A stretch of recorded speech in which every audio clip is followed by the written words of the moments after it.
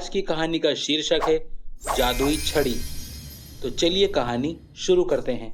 एक समय की बात है, एक छोटे से गांव में गोपाल नाम का एक गरीब किसान रहता था। वह बहुत मेहनती था, मगर उसकी खेती में इतनी आमदनी नहीं हो पाती थी कि वो अपने परिवार की सभी ज़रूरतें पूरी कर सके। एक दिन गोपाल थका हारा जंगल के रास्ते अपने घर जा रहा था। थकान ज़्यादा होने की वजह से वह एक पेड़ के नीचे बैठ जाता है। तभी उसकी नज़र एक बूढ़े साधु के ऊपर पड़ती है, जो गोपाल की ही तरफ आ रहा था और उसके पास आके बैठ जाता है।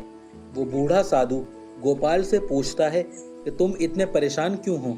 तो गोपाल अपने सारे दुख साधु को बता देता है। साधु उसकी बात ध्यान से सुनता है। सारी बात सुनने के बाद साधु गोपाल से बोलता है कि मैं तुम्हारी मदद कर सकता हूँ, लेकिन तुम्हें मुझसे एक वादा करना होगा कि जो चीज़ मैं तुम्हें दूंगा तुम उसका कभी गलत इस्तेमाल नहीं करोगे। गोपाल साधु से कहता है, ठीक है, मैं वादा करता हूँ। साधु अपने दोनों हाथ ऊपर की तरफ उठाता है और अचानक से उसके हाथ में एक छड़ी आ जाती है। वह गोपाल से कहता है, इस छड़ी को हवा में घुमाने से कुछ सोने के सिक्के निकलकर गिरेंगे। वो छड़ी गोपाल को देते हुए कहता है कि एक बात का हमेशा ध्यान रखना कि ये छड़ी ज़रूरतमंद इंसान के लिए ही काम करती है। यदि किसी व्यक्ति के मन में भी थोड़ा सा भी लालच होगा तो वह इस छड़ी के द्वारा कुछ भी धन प्राप्त नहीं कर सकता। गोपाल छड़ी लेकर साधु का धन्यवाद करता है और छड़ी लेकर घर आ जाता है।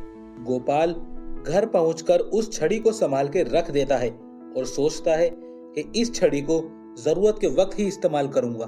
कुछ दिनों बाद गोपाल की फसल फिर खराब हो जाती है और उसके पास अपने परिवार को खिलाने के लिए कुछ नहीं होता।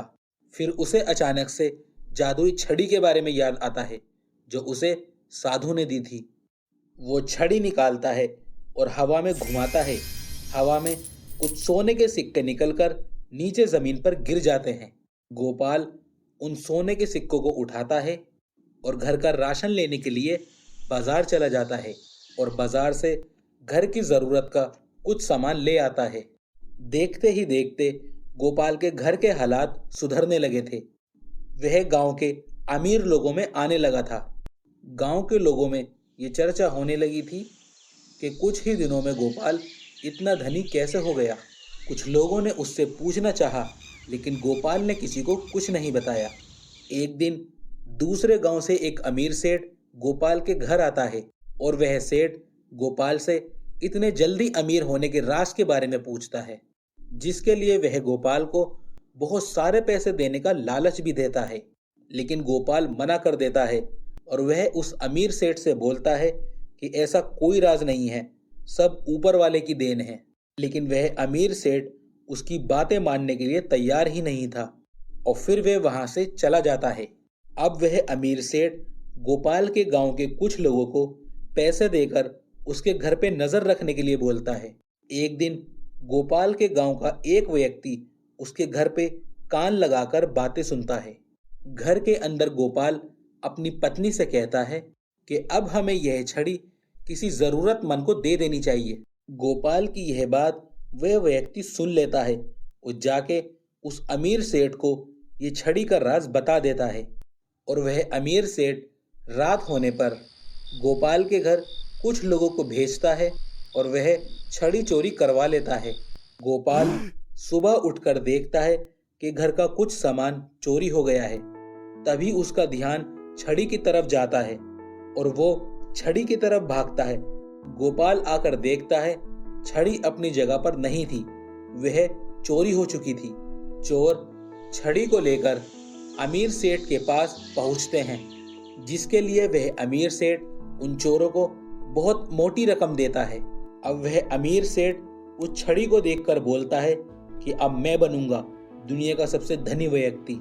वह सेठ उस छड़ी को हवा में घुमाता है, लेकिन कुछ नहीं होता। फिर वह ऐसा दोबारा करता है, लेकिन दोबारा में भी कुछ नहीं होता। अब वह सेठ ऐसा बार बार करता है, लेकिन कुछ नहीं होता। यह सब देखकर वह दुखी हो जाता है और सर पकड़कर रोने लगता है, क्योंकि उसने इस छड़ी को पाने के लिए बहुत ही मोटी रकम खर्च करी थी। सेठ के मन में लालच होने की वजह से उसको छड़ी से कोई भी धन प्राप्त नहीं होता।